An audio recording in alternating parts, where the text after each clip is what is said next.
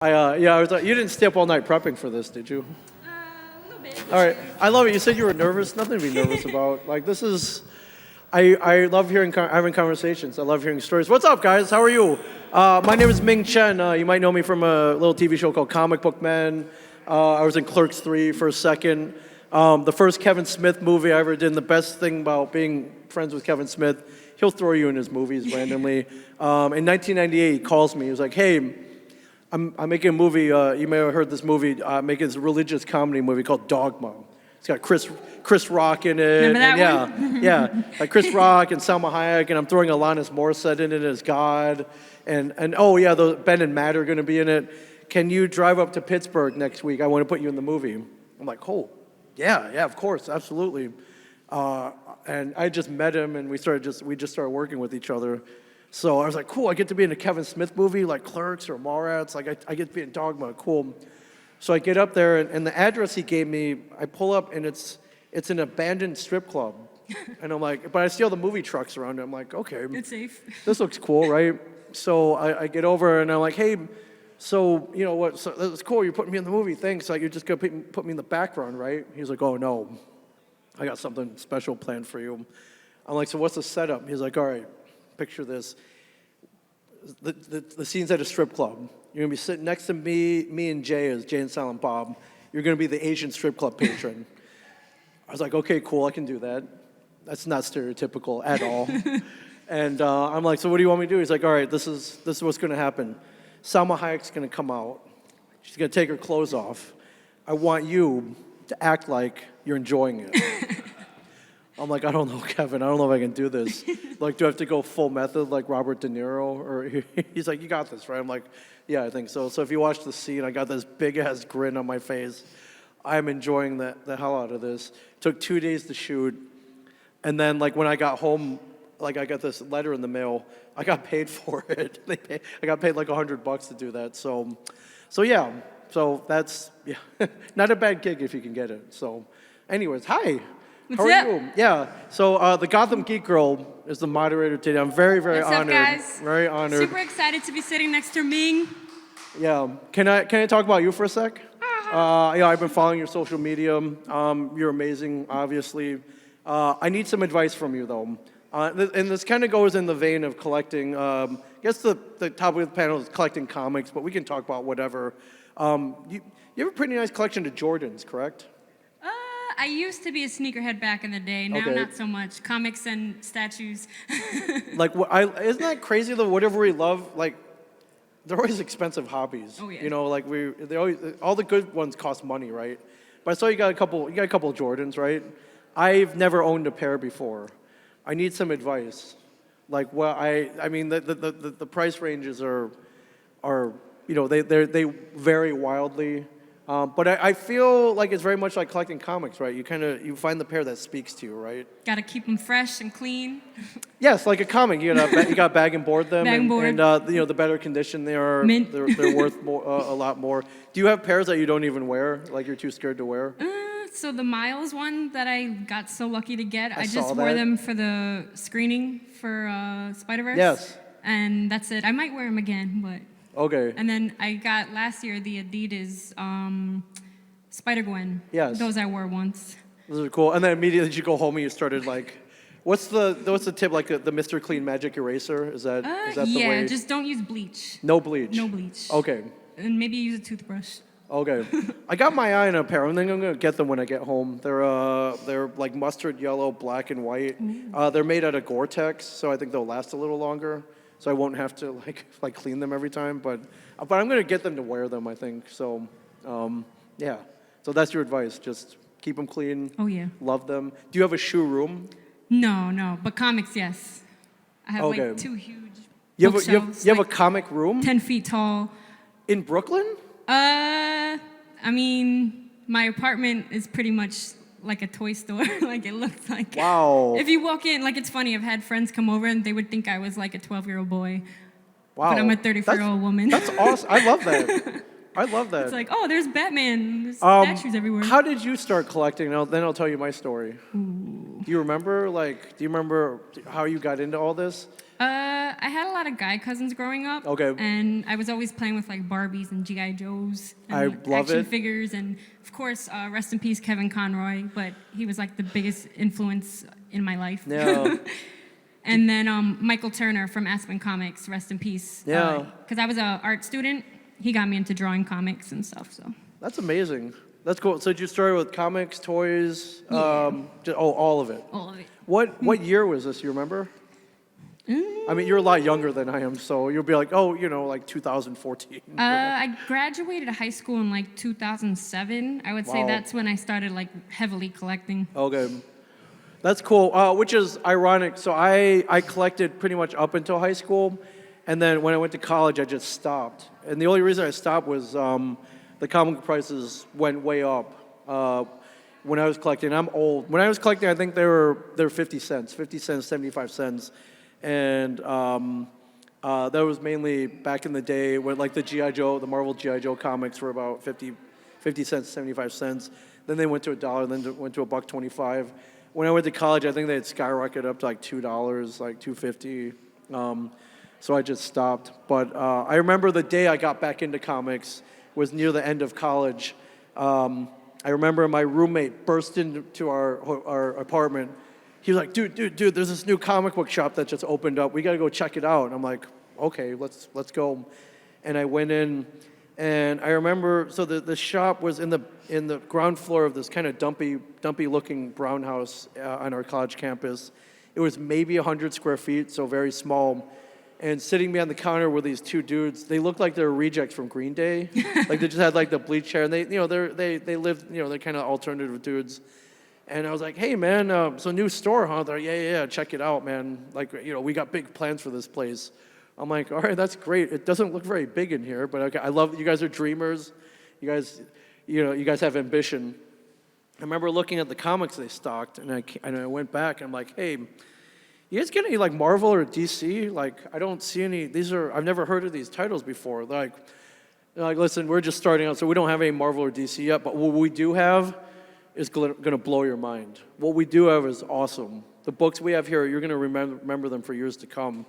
And I was like, wow, that's kind of a bold statement. I'm like, all right, well, what do you recommend?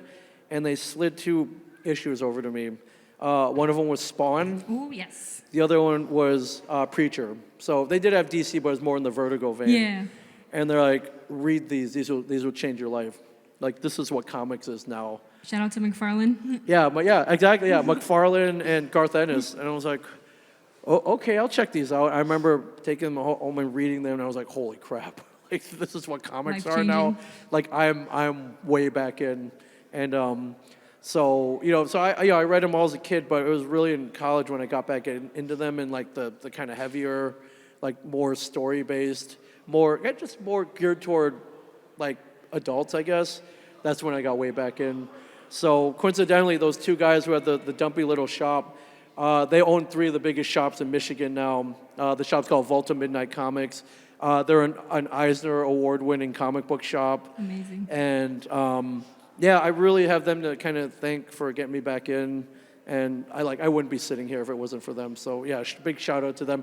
Sometimes walking into a shop, no matter how big or small, or no matter what it looks like from the outside, could potentially change your life in one way or the other, or at least be like a welcoming environment to collecting. So I started going to that shop every week, and they were very supportive with the recommendations, or I would just go in and talk. Sometimes going into your local shop is like going into your favorite hang dive. with your friends. Yeah, your favorite dive bar, right? So do you have a local shop that you hang out at here? Yeah. So one of my locals, shout out to Jerry from Midtown Comics. Oh, hey, yep, yeah. Me and Jerry go way back. Yes, Midtown's my second home. Yeah, Jerry, Thor. A lot of. Did Jerry ever tell you about the time they came in and shot with us? Yeah, they ended up not using it, but they shot a scene for Comic Book Man. What? You were there, Jerry? Way back in like I gotta see this. 2011, I think. 11, 12, yeah. And then have you ever checked out Jerry? They have their own episode called Comic Book Heroes, which was streamed on, was it Nat Geo? Yeah, it streamed on it was on Nat Geo way back. Have you seen it? You gotta check it out. That's amazing. Yeah, I gotta see that. Yeah, they go on this epic quest for an issue of Hot Stuff. I remember, dude. I remember they dug through some guy's attic and they found Hot Stuff #1. So Nice. yeah. That was yeah. We're all like comic book people out there. So, but yeah, Midtown. I remember walking into Midtown like for one of the first times in Midtown, right by I think the W Hotel, and I was like, wow, man, like the hugest collection of trade paperbacks I've ever seen. But I remember like the retailer reminded me, I was like, what's the rent on this place? I remember just thinking like just dollar signs instead of just, pure collecting. So yeah, it's good to have like people support our stuff though, for sure. Oh, yeah. Yeah. I was going to say, it's amazing because you kind of started as a fan yourself. I started a fan. I was a fan. I'm still a fan. So yeah. do you want to tell them about the story where you made a fan film of Clerks? Yeah, a fan website. That's which amazing. I'm friends with Kevin Smith now. Worked with him for over 20 years. He got me started in the world of podcasting, then got me on a reality TV show, and who knows what's next, right? But yeah, I mean, you guys all know Kevin Smith as the filmmaker, as the collector, as the guy who's always championed comics for the last 30, 40 some odd years. The guy who was kind of like Stan Lee's adopted son. I think I saw your guys' panel at New York Comic Con probably like 5 years in a row. Oh, really? You were there 5 times? Me and my friend were dressed as Jay and Silent Bob, and Kevin pulled us over. That's right. I remember that. So were you Jay or I was Silent Jay, Bob? because I'm the tall, skinny, lanky one. Yeah, and you look good in a blonde wig, right? In the Yeah. hat. Yeah, I know Kevin. I mean, I've known him all this time, but the way we met was, just because I was a fan. When Clerks came out in 1994, I was working at a dumpy video store, and I remember the day it came in. I was, I was supposed to put it in the system, then put it on the shelf so people would rent it, and so the store could make money. And I was like, I'm gonna take this home instead. I kind of rented it out myself, I guess. Like I just never put it in the system. I remember taking it home. I remember watching it, and if you've got, I'm gonna assume you've all seen Clerks. I was like, whoa, this movie is awesome. It's not very well produced. It's very low budget. It's in black and white, for God's sakes. Like, why am I watching this? Like, I don't watch black and white movies, but the dialogue. I remember watching. I was like, these characters talk like me and my friends do. Like this is real dialogue. Up until then, the movies we watched, like they have good dialogue, but it was movie dialogue. I was like, people don't really talk like this in real life. But in Clerks, they did. And I remember the 2 scenes that got me were the one where Randall's kind of like the woman's like, do you watch these movies? Like, oh, I don't watch movies. And he kicks her out. He ends up banning her from the store. And I was like, I would love to do that, right? I would love to just What do you mean you've never seen Godfather? Yeah, I would love to ban, yeah, exactly. I would love to ban people, like annoying customers from the store, but you're not really allowed to do that in retail. I was like, wow, that takes some balls, man. This is pretty cool. He clearly doesn't care. Like, I wish I had that attitude where I didn't care and I could just kick people out. So that scene got me. The other one was where Dante and Randall have a 10-minute long discussion about stormtroopers changing toilets on the Death Star and whether or not, they knew the risks going in. I was like, who has conversations like this? Me and my friends do, but who puts this in a movie? It's like, this Kevin Smith guy did. He's pretty cool. Like, I'd love to meet him one day. So I became such a huge fan of that movie. I think all of us have that one thing where we love or we discover and we just kind of obsess over for a day or a week or a year or for life. And the way we channel that fandom is, cosplay or going to a Comic-Con or, making like a YouTube channel about it or doing a podcast. At the time, we didn't really have any of that. I channeled that vast fandom into creating a fan website. This is in '95, so it's pretty early in the internet age, but I'd met this dude who taught me how to build a website. And I was like, I'm going to make a fan Clerks website. I'm just going to channel my fandom into that. So I kind of stole like images, like video clips, like all this stuff and made it into my own fan website. Kevin ended up seeing it, and he ended up calling me out of the blue one day and going, "Hey, I love what you did with that fan site. Can you do more for me in more of like, I guess, like an official capacity?" I'm like, "Really?" I was like, "Yeah, I could for you."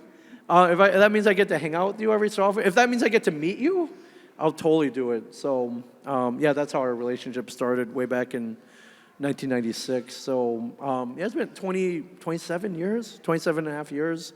And yeah, I mean, he still calls me for stuff. So, but yeah, you never know what it will lead. You know, one thing you do as a fan could get you in front of your heroes, which then could get you hired by your hero, which could, you know, get you put in, you know, his movie, or he might create a TV show and throw you on there. Like, you never know. Like, being a fan, especially now in 2023, could lead you to some pretty cool places, for sure. Yeah, it's amazing making a career out of what you love.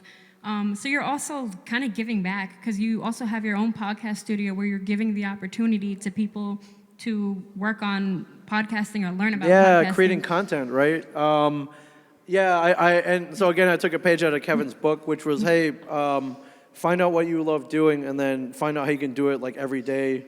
And then if you do that, find out how you can make a living out of it, right? Like, you know, pay the bills and buy food, and then, you know, maybe have a little bit extra left over. And yeah, so after the show ended about 4 years ago, I was like, man, what do I want to do now? It's like, all right, I definitely want to go to Comic-Cons on the weekends. So that I think I can keep going. But Comic-Cons are only on the weekends. What do I want to do Monday through Friday? And we kind of realized I love podcasting.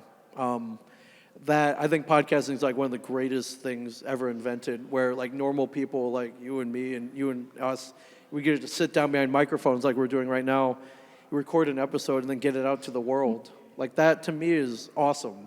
To me, it's like very powerful. So we've been doing our own podcast since 2010, so about 13 years. Kevin's been doing it since 2007. It's become very successful at it. But I think what we realized is like, hey, so most people just kind of pick up some gear, record in their basements or their kitchens or wherever. We realized there was no kind of central fun like studio where people could just come and record. And we also realized most people don't want to deal with all this, like XLR cables and mixing boards and microphones.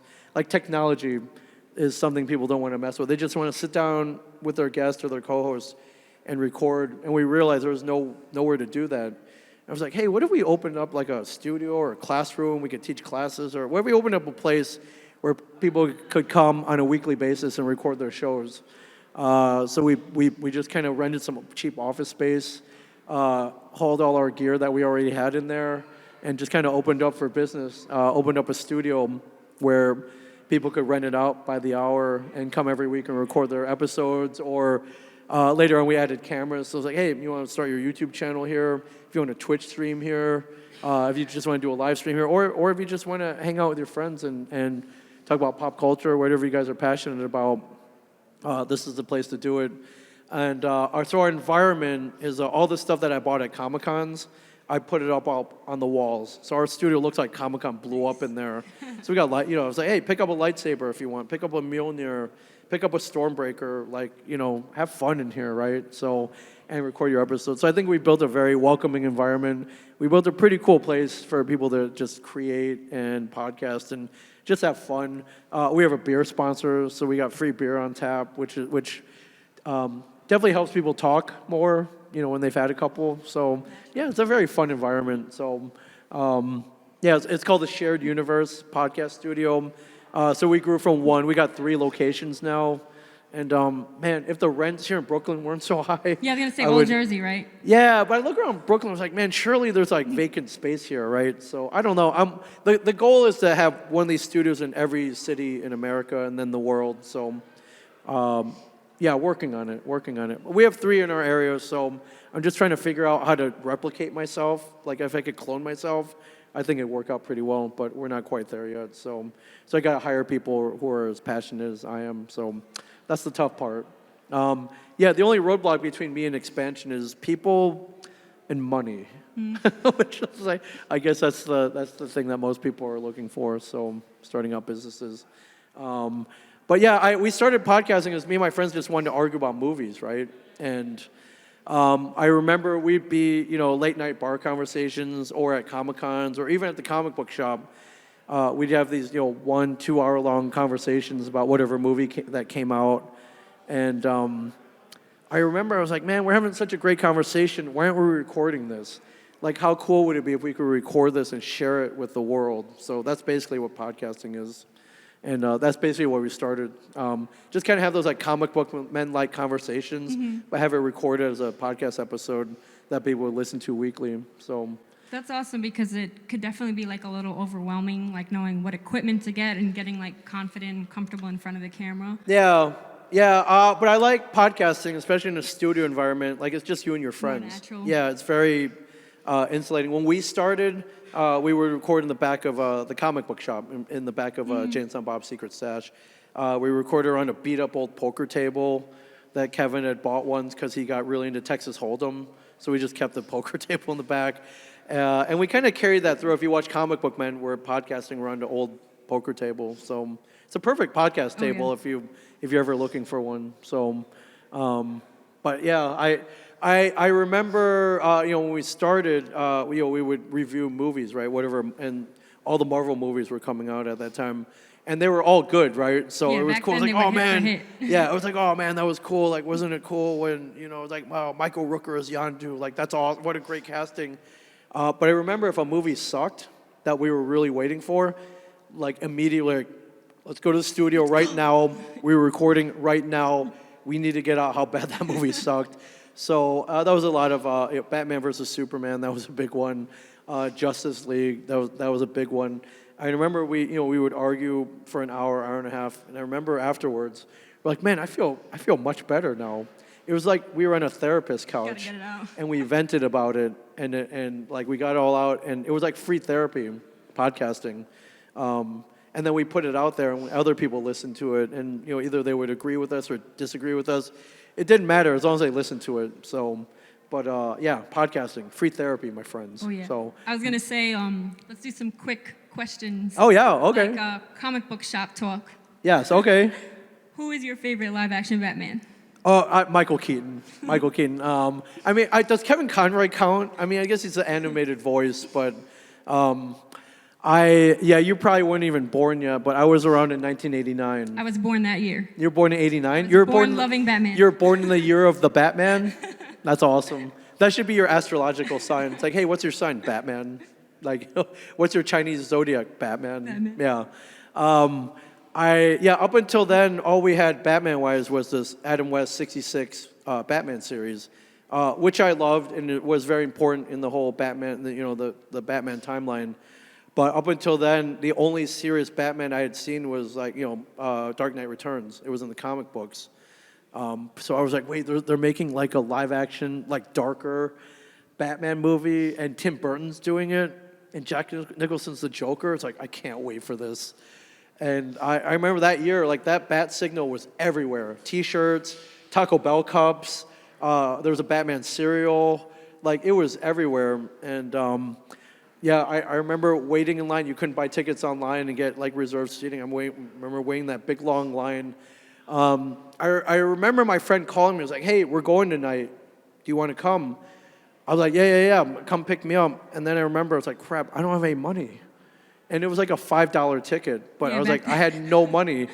I remember digging through the couch cushions looking for change. I remember looking in my mom's purse to see if I could borrow some money.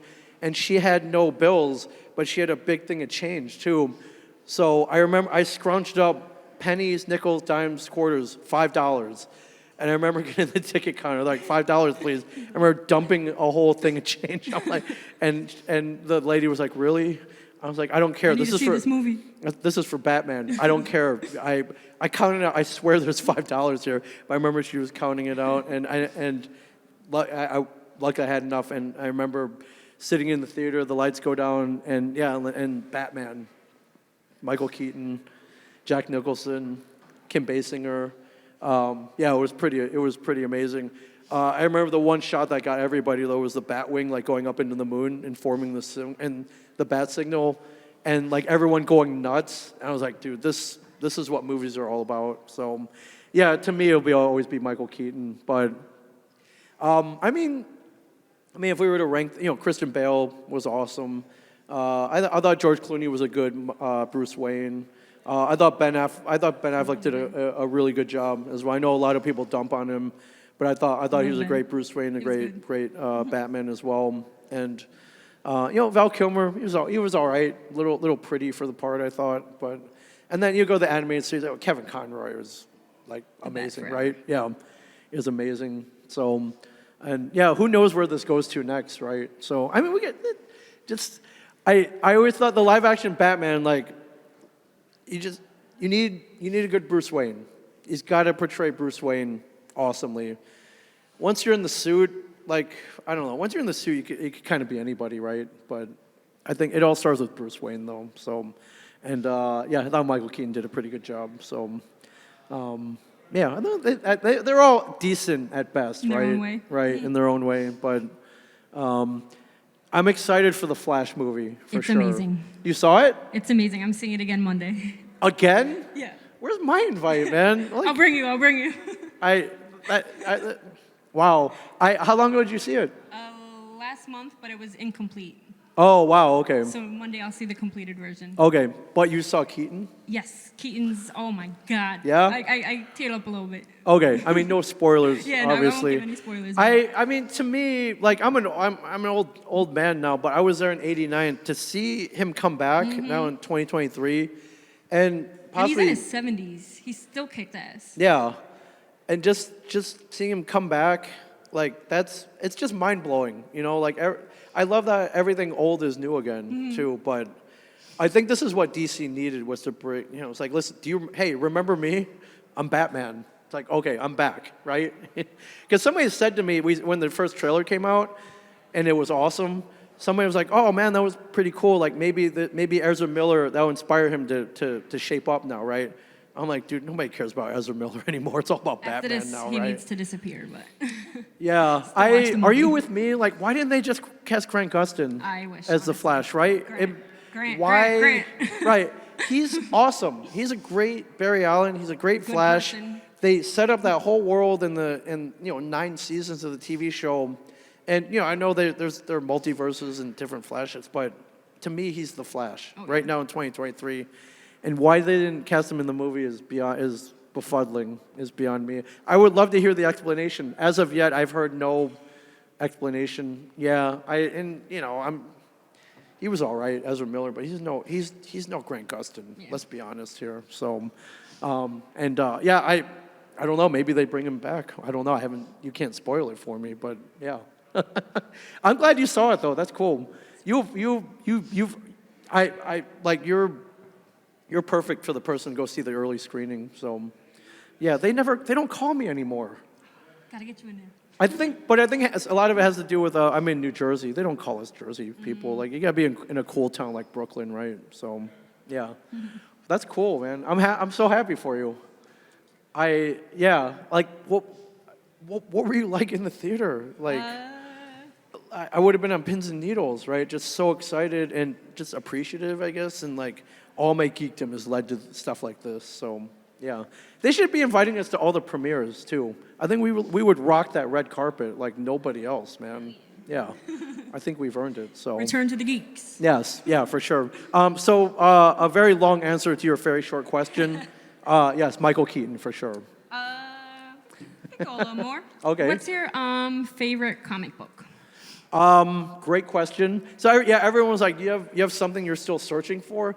I'm like, yeah, Action Comics #1 in an old grandma's basement. Like, of course, that's like, we all have A that dollar dream. bin somewhere. Yeah, exactly. Or as a geek, we always have that dream of discovering the time machine and then going back and buying like all the Hulk 181s off the drugstore rack. They're like, you wouldn't like prevent like disasters or anything. I'm like, I don't know, man. That might mess with the space-time continuum. But if I buy like all the Hulk 181s, like that's not gonna mess with anything, right? That's not gonna change anybody. That's not gonna change our future, right? I don't. Yeah. But for me, yeah, my favorite comic book of all time, single issue, is Avengers 214. And the main reason that particular issue is my favorite, it was my very first comic ever. When I was in first grade, one of my classmates, kid and fellow friend, had an extra copy of Avengers 214, and he gave it to me. And up until then, like I knew who Batman and Robin were. You know, I'd watched Super Friends, but I'd never read an actual comic book before then. And I remember reading that thing cover to cover, and I was like, this is awesome. Like, why aren't they teaching us this in school? Why are they teaching us like Dr. Seuss, like Hop on Pop? Why are they teaching us Jack and Jill Go Up the Hill? I don't care if they fetched a pail of water. What I do care is who won this fight, Iron Man or the Ghost Rider, which is the main fight in that issue. Like, that's what I cared about. What I cared about was what happens to Captain America in this issue. What I cared about was who's this hot redhead that's got fur all over. It was Tigra, who was in that version of the Avengers. That's what I started caring about. So, yeah, I care about that issue so much. I still have it. I kept it for 40 years. And, yeah, it's kind of cool. Every time I go into, like, a comic book shop when I'm out of town or a Comic-Con, I look for it. Usually I buy it. Like, it's not an expensive book. Depending on condition, $5 to $10. But every time I buy it, I feel like that's me kind of giving back to the comic book community, I guess. So, yeah, so that's my favorite single issue. It's not worth a ton or anything, but that's one of my favorites. My other favorite issue that I own is Tales of Suspense number 57, which is the first appearance of Hawkeye. I was at this little Comic-Con in the middle of this cornfield in Illinois, but this guy had this beat-up copy. He wanted, I think, $120 for it. I talked him down. I tried to get it for $80, and we settled at $100. So beat-up copy. But what I realized is, like key issues, I like buying the beat-up copies. To me, they have a story. To me, like that issue I own, some kid probably bought it off a drugstore rack, read it cover to cover, loved it, probably shoved it under his bed. And how it got into my hands, I'll never know. But to me, it has a story. So what I did with that issue, I bought it. I ended up getting it signed by Stan Lee. Ended up getting it graded. And to me, like, I'm never going to sell that copy. That's going to go to my grandkids and my great grandkids. So to me, like, I have it. It's in my bedroom. Like, I can enjoy it. Because I've met a couple of people. They saved up a bunch of money. They bought, like Amazing Fantasy 15. I'm like, well, where is it now? What do you do with something that valuable? Like, oh, it's in a safety deposit box. It's like, oh man. So you see it like once a year when you go back and check that it's still there, or maybe you have a friend who appreciates it. You take him to the bank and you check it out. I was like, wow, man. So it's just in a vault somewhere. It's kind of sad, I feel, but yeah. Yeah. So yeah. Key issues. I try to look for the more beat up copies. And that way I can read them, I can actually enjoy them, I can smell them. Like, it's to be enjoyed like a comic book should be. Yeah, so, comics meant to be read. Yeah. Some people don't even read it. They'll just like CGC it, and I'm like, I like to read them. Yeah, but no, to me now, yeah, even the beat up copies are like a lot of money now. So I'm glad I caught that one when I did. Because I think recently I saw a beat up copy of that same issue.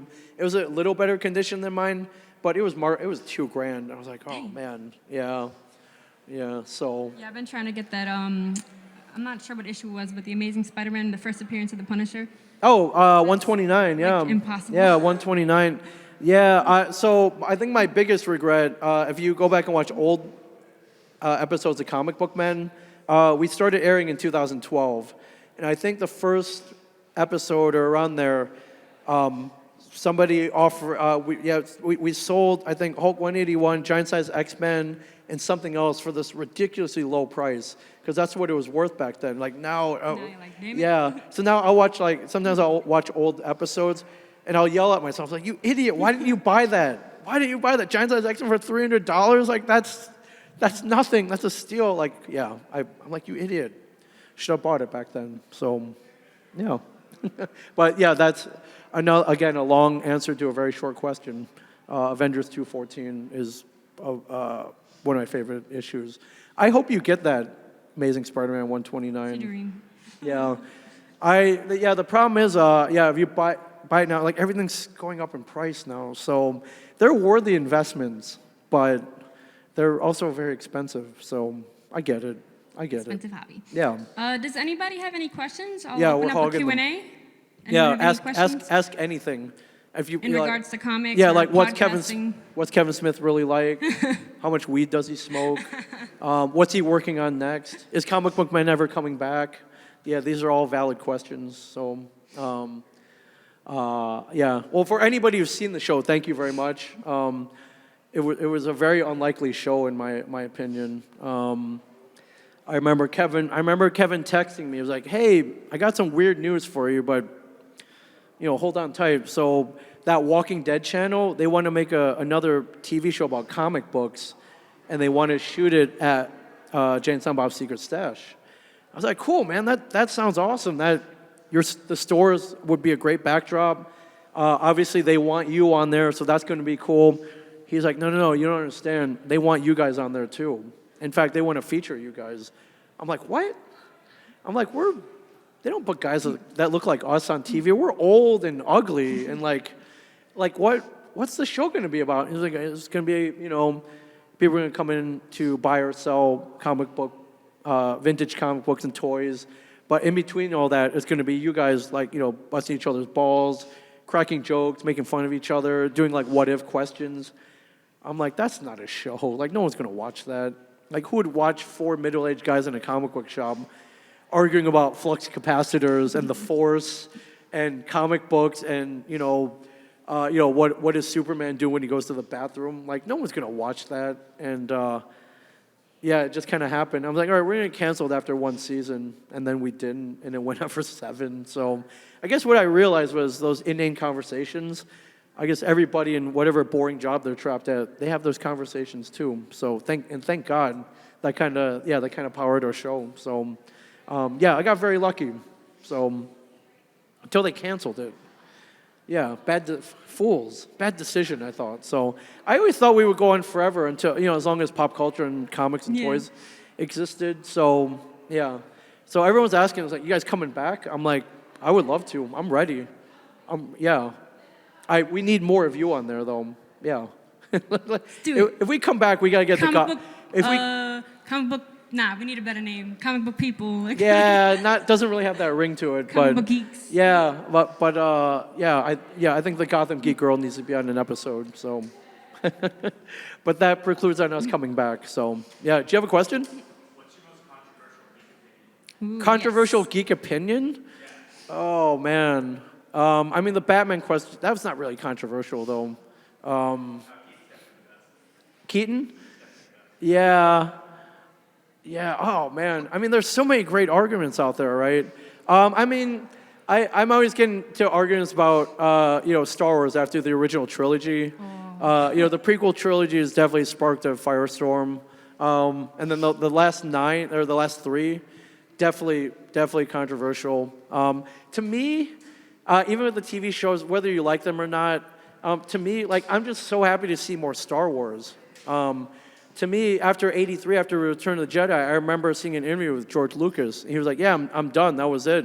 It's like I had plans for a prequel and 3 after, but I'm probably not going to do them. Like, that's it. That's the trilogy. And I'm like, that's it? I'm like, no more toys, no more. It's like, this can't be it. And I remember afterwards, they had the Ewoks made-for-TV movie. They did droids, just kind of subpar. I loved it because it was just more Star Wars, but and then it kind of became forgotten as we went into the 90s. Like, no one really talked about Star Wars anymore except for guys like us who would watch the original trilogy at least once a year. And that's why when they started talking about it in Clerks in '95, it's like, holy crap, somebody brought up like a hardcore discussion about Star Wars. And that made me so happy, because that was a conversation that only me and my friends would have, or maybe we would meet another group of people. But yeah, so when they made more, I was, for better or for worse, I was pretty happy that there were more Star Wars. I mean, I argued about it, and I was like, all right, Jar Jar, I don't know about this guy, man, or Gungans, or, yeah. So to me, it was just happy to see more Star Wars. But man, that fandom is toxic. so crazy. I'm like, are you guys really arguing about, like the Asian character and, that in the 9th Star Wars? I'm like, there's nothing wrong with Rose. Like, yeah. What you should be arguing more about was all the plots that never got wrapped up in the last trilogy. Like Captain Phasma, like, so So why was she there? Like, what purpose did she, I'm sure she's got a great backstory, but man, what a wasted, awesome character, like a metallic stormtrooper, like that with an attitude. Yeah, so I think those are the more, not super controversial, but yeah, I got to think, because there's so many that I can't even like single one out, man. But that fuels geek discussion, that fuels podcasting, that fuels what we do. I've always said, like, the greatest weapon that a geek has is their opinion, right? So unleash that weapon, everybody. Like, you can't do any physical damage with it. You can maybe a little mental damage, but those arguments fuel what we do, man. Those arguments fuel why we're here at like BrooklynComicCon. So, yeah. See, now after this, I'm like, oh man, I forgot about that one argument that. Yeah, but I've seen some arguments almost come to blows, man. But I love that passion, though, right? I love that we have that much passion that that we're ready to die for our opinions. So even though it's about a property that we didn't create, but something that we love so much, yeah, it's pretty awesome. So You had a question back there? It's also like Batman album, and I know like the laser kind of missed when we talk about keep Batman and Yeah. I'm curious, what were your thoughts and opinions on the recent Batman from that release, the Batman with the Robert Pattinson? Yes, great Yes. question. I of course I had my doubts like everybody. I was like, wait, sparkly vampire? Like, he ain't Batman. But what people fail to remember is like they're actors. If they can act well enough, they can, and somebody saw, a casting director saw something in Robert Pattinson and was like, all right, so I'll give it a shot. And yeah, I watched it. I was like, holy crap! This I thought it was great. Amazing. I thought it was awesome. I thought it was a fun, well done, dark, different take. And the best interpretation of Gotham. Yes, yeah, absolutely. And I was like, wow, this is okay. It felt dangerous. Right, and I went into like everybody else did with a lot of reservation, right? And then I was like, oh, wow, they did a great job. I don't know where they're gonna go with it from here. I would love to see more. Just kind of. I thought it was a great take on Batman. So yeah, because we'd seen all the other takes on it. Every iteration has to have the death of Bruce Wayne's parents. Yeah, the pearls bouncing on the wet Gotham pavement. I was like, all right, we've seen this already. So, even I remember seeing the first shots of the Robert Pattinson Batmobile. I'm like, it looks like a Mustang with a jet engine. I was like, I don't know, man. But yeah, it turned out to be kind of awesome. So, I would love to see more. Yes, your question. Yes, you look amazing. Hello. Oh, yes, awesome. Hello. So, on the way to this room, we were having a debate. Who is the best Batman? Christian Bale or Michael Keaton? I mean, I gotta go Keaton. But I was around in '89. I stood in Thank those you. lines. I saw him hit the screen for the first time in I guess it was June 1989, and yeah, same thing though, man. I remember watching MTV, and they were like, breaking news: Michael Keaton has just been cast as Batman, and like everybody else, like Mr. What? Mom, Like, what? Men at Work, or Send me the whatever. ledger, Like, and yeah, he blew everyone away. yeah, like Mr. Mom is gonna be Batman. I remember they cut to an interview with him. He's like, yeah, I'm gonna start working out. I'm like, yeah, you better start working out. Like, you're gonna be Batman, and he did. And yeah, I think what all of us failed to realize, yeah, it's acting. Like, they're well enough actors, they can portray anybody. And if the director and the set design, and honestly, if they follow the storyline, which has been written out for them for many years already, many years, then you're gonna have a pretty good movie. And yeah, we always get into that argument when we see a comic book based movie that is terrible. We sit there and we're like, how could they mess this up? It's scripted for you already, basically. And if you want to get really lazy, it's already storyboarded for you too, you idiots. How could you screw this up so bad? Yeah, so it still baffles me. But that being said, I like Christian Bale as well. I just think Michael Keaton he's my Batman for sure. But yeah, Christian Bale with you better like my version of Batman. Dark Knight's still the best movie. Oh yeah, for sure. For sure. Yeah. Yes. Oh, you got a microphone. What are your thoughts on James Gunn, like kind of reworking the entire DC universe? Great question. So James Gunn, I highly love and respect. He took a property that kind of only like some hardcore Only comic book nerds nerds knew Guardians. knew, and even that iteration was not the one he ended up creating. He took, kind of ragtag bunch of misfits from kind of, somewhat of obscure comic book property and made them super cool, super mainstream. I remember taking my dad to Guardians kind of as a thank you for him taking me to Star Wars in '77. Like, that was the kind of feeling I got in the theater watching Guardians. It was I kind of got that flashback as a kid watching Star Wars in the '70s. I was like, wow, he kind of nailed that tone, injected a lot of humor, and kind of made us care a lot about those characters that we didn't really know that much about.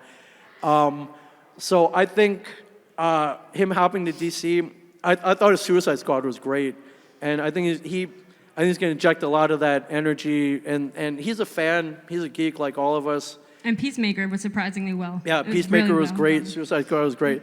I have a lot of faith in him. I know there's been a lot of controversy. It was like, oh yeah, Henry Cavill, yeah, he's not going to be Superman. I think he's tricking all of us. I think it's a red herring. I think they're going to build up to Cavill coming back. I guess they just want to build up a little whatever they're working on now is They going broke our to. hearts like 3 times. Yeah, but I know a lot of people. I think he's tricking all of us. I think he's good at that. But I'm hoping. I have faith in him saving the DC universe. He's got a lot of work to do. It's not going to be easy. He's going to face a lot of controversy, but I think as of now, I think he's the man for the job. So, but yeah, he's got a lot of hard work to do. Yeah, One for more sure. question? But that being said, yeah, I love James Gunn. I love his brother Sean Gunn as well. Oh, so, yeah, he's in all his movies too. yeah, which is cool. Yeah, Sean Gunn, if you ever get to meet him at a Comic-Con, really cool dude. He likes to party, so yeah. Yes, your question. Do you have any favorite like smaller comic book publishers like indie that you'd like to see I made do. you'd like to see made into something? I do, and this is, it's a little bit of nepotism, but I'm going to give a shout out. If you go upstairs to the 3rd floor, there's an indie comic book publisher called Blue Juice Comics. They're named after the blue milk from Star Wars. They have a couple books out now. One is called The Accelerators. It's a time travel saga, but the hook is the protagonist in the story can only travel forward in time. They can't go back. It's pretty awesome. They have trade paperbacks up there. They also have they have a female pirate-led comic book property called Anne Bonny, which is awesome. And they just launched one with a rabbit cowboy named Billy the Kid. And I love all their stuff, but I also give them mention. So the guys behind this comic book publisher, they also worked on the crew of Comic Book Men. So when they started with us, they had barely read a comic book, much less published one or created one or distributed one. But they got so influenced by us. They saw how much fun we were having that by the end of our run of Comic Book Men, like, hey, we think we want to create these. We think we want to publish these. I'm like, great. What do you know about it? They're like, well, we don't know anything about publishing, but we'll slowly learn. And they put in all the work. They got a writer to write the stories, hired an artist from overseas, and got their first book together, sent it out to a publisher, and then they got it distributed. They got into Comixology, they got into Diamond, and they're legit now. And so much so they have a booth here at BrooklynComicCon. But they're ones I always give a shout out to first and foremost. Usually they're not here with me, but today they are. They're here, and I definitely go up and check them out because they're pretty amazing. But yeah, definitely support the indie creators. So I had a conversation with Todd McFarlane a couple years ago, and he basically explained it. He's like, hey, all the major characters like Marvel, DC, Image, whatever, they've been snapped up already, hoping that they're going to be the next big Guardians of the Galaxy or next big movie. But where the real stories are in the independent publishers. They haven't been discovered yet. Image Comics has like the best stories right now. Yeah. Oh, yeah. Everything Image is like amazing. Yeah, absolutely. But man, yeah, I gotta give credit to the indie creators who have to try harder to create a unique property, and all the production companies are now turning to them because they haven't been snapped up yet and looking for the next best indie publisher. So definitely head up if you see someone up there with their own book. Definitely check them out. If it looks cool, definitely support them and buy them. So, yeah. But yeah, thanks guys. I guess are we getting kicked out? Thanks, guys. We're getting kicked out. All right. Thank you guys round of so applause much. for I Ming really Chen. appreciate it. Enjoy this. I've been to so many cons. This one's awesome. I'm having so much fun here. I love, this is uniquely Brooklyn for sure. And I love that there are windows in here. If you go to most cons, there are no windows in there. So it's pretty awesome. So yeah, thank you guys very much. I'll be upstairs all weekend. Selfies, autographs are free. Oh, and if you want to learn more about podcasting, Ming will be on a panel tomorrow for podcasting. 3 o'clock, Podcasting 101 with me and a Yep. bunch of other cool podcasts. So thank you guys. Thank you, Brooklyn. You guys are amazing. Have a great day. See you at the after party.